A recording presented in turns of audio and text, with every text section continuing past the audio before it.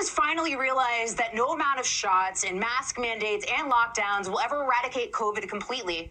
Why are they still destroying Americans' lives over it? Here to help us get to the answer on that question is Arizona Attorney General Mark Brnovich. Attorney General, thanks so much for joining the show. As we look back on all of this, sir, why did we ever think the government could stop an infectious virus to begin with?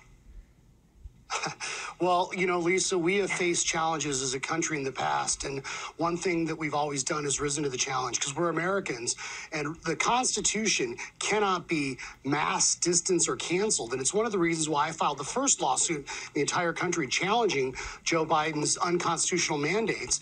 And the reality is this year, the Biden administration has talked a lot about, more tests and, even more, masks or whatever. But the reality is we need more of the truth. And I think this year we should all resolve, instead of giving up junk food, we should give up junk science. And what we should be doing is focusing on the Constitution. And we can never let any crisis or pandemic infringe on our individual liberties. Because at the end of the day, the federal government doesn't get to be your doctor and it doesn't get to be your nanny. And surely we can all agree that these unconstitutional mandates are the furthest thing from a safe workplace. Yeah, I completely agree with everything you just said, sir. But when we look at things like the PrEP Act, why is the federal government shielding these vaccine manufacturers from liability? 100% agree with you. I think one of the consistencies we've seen throughout the year is these drug companies making record profit. And think about this, Lisa.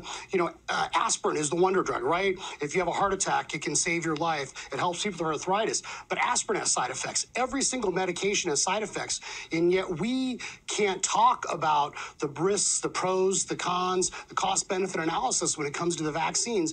And as you pointed out, we were told at one time that, well, if you get the vaccine, that'll stop the spread of the virus. We were told don't wear masks, then wear masks.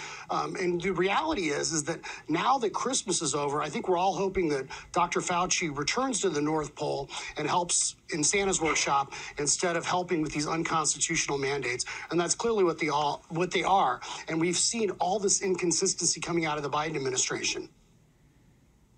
Well, and especially from Fauci, as you pointed out, there's some sinister stuff going on, Attorney General, in the state of New York. So right now, they're actually prioritizing non-whites for life-saving COVID treatment by saying that they have additional risk factors. This is what their protocol says. It says non-white race or Hispanic Latino ethnicity should be considered as risk factors, as long-standing systemic health and social inequities have contributed to an increased risk of severe illness and death from COVID-19. So basically, in short, they're discriminating against white people with life-saving treatments. Why should race be taken into account with that? It shouldn't. And this goes to the very point of the fact that this virus and the pandemic have become so highly politicized. I'm not a scientist, I'm not a doctor, but, we know that diseases don't decide, well, I'm going to affect this group because of their race or their ethnic identity.